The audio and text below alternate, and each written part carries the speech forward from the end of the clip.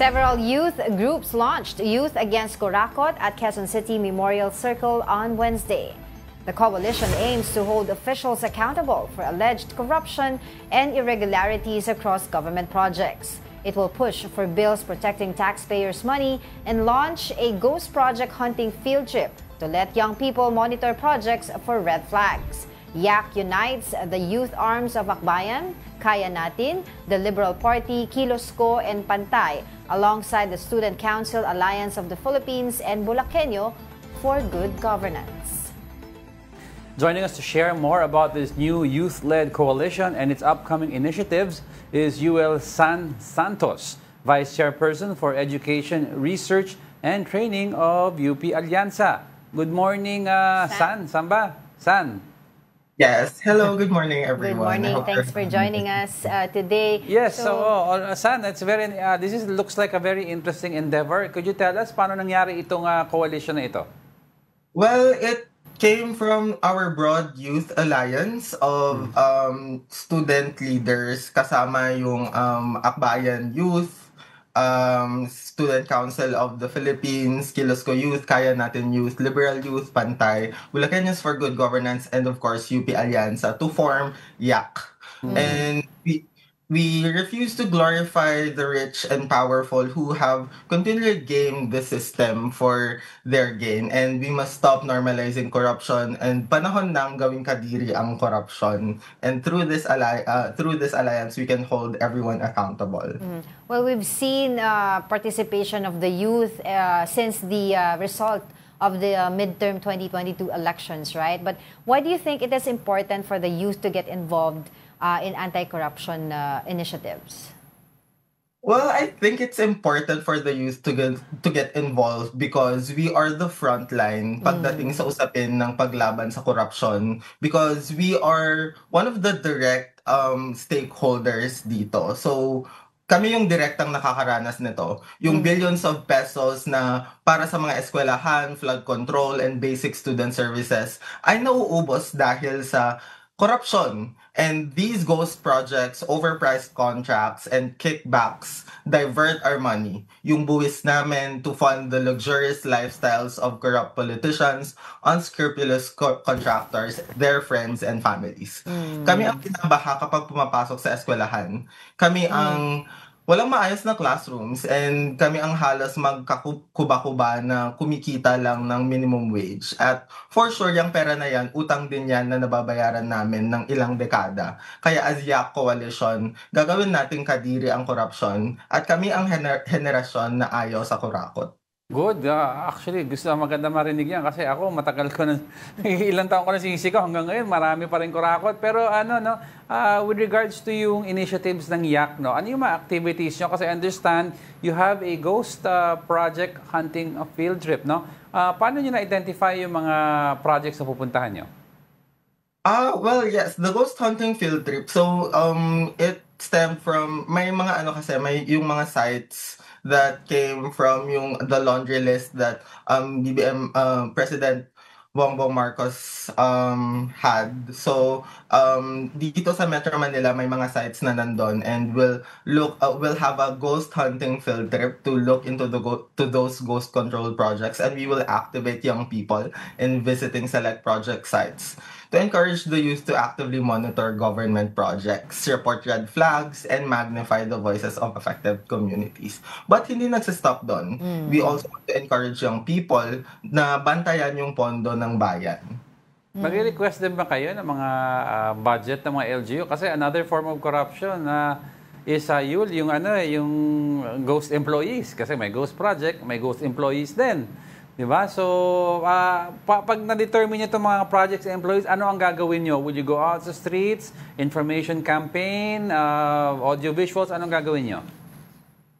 Yes. So, YAK Coalition calls for the broad investigation, pangmalawakang investigation, not only just sa DPWH mismo, because this is where the spotlight is, but more on the government mismo. We want to build a culture where investigation and national accountability is the norm. So we will also look into, we will also call for investigation sa mga LGUs, ganon.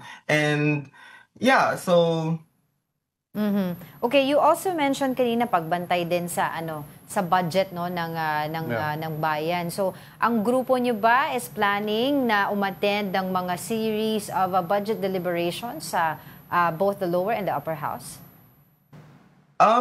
yes, so we will closely monitor the budget hearings.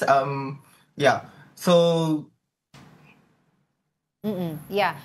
Sa inyo ba sa inyong koalisyon, sa inyong grupo, meron kayong mga parang let's say maipapasa parang mga auditors or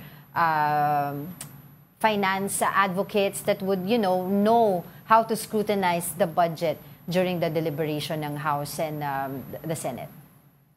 as of right now, may mga yung coalition natin has alliances in the Senate and House of Reps, but yung YAC coalition is mainly geared is yung main goal niya is to call for investigation towards our LGUs and government officials. I was wondering, beyond flood control, public works, and of course, yung pagbabantay ng budget natin, are there areas or other areas of corruption that your organization will focus on?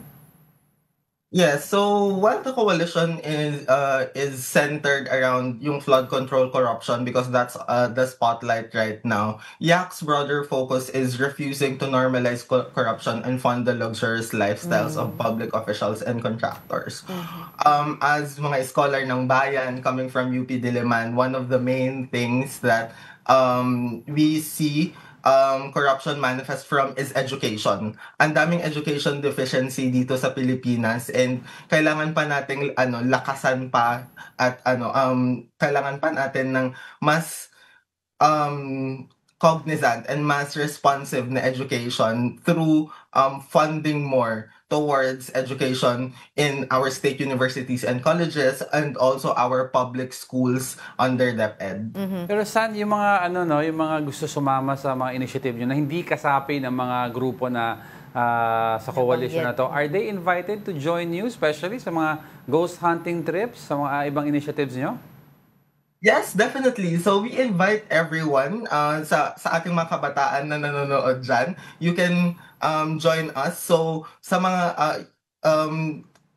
you might be wondering kung paano mag-join. So sa mga nabanggit kong mga organizations kanina, may sarili-sarili kaming mga Facebook pages, but you can go to Akbayan Youth and may posting kami about a mass mobilization actually tomorrow, which will be held in Pasig, one of the sites of the ghost control projects.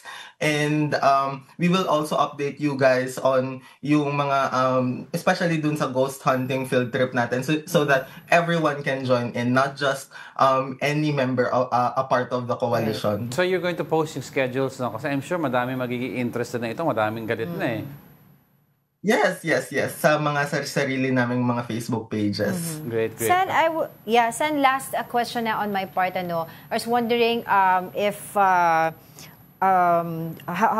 what is your what do you call this? Your thoughts on the lifestyle policing online of netizens, on the so-called nepo babies. I think one of the things that I've heard from it was sabi nung isang mga nepo baby was wala kaming utang na loob. Well, it might be true na walang utang na loob, pero yung lifestyle kasi na yon, it comes from yung mga taxes and yung mga buwis ng taong bayan, and it kind of makes it seem na tayo yung nagfo-fund ng lifestyle nila, which is hindi dapat. Yun yung nakakadiri na parte. Kasi yung natin, taxes natin, dapat yung napupunta sa projects towards our country, ganon, towards us helping people. Pero it pockets sa it is being pocketed pala. It is being pocketed, sorry, by our contractors and the government officials. And more than just dogpiling, I guess. Yung ano naman, yung trend naman na ito, it calls for accountability and transparency towards towards those contractors, the government officials, their friends and family. Well, keep fighting the good fight.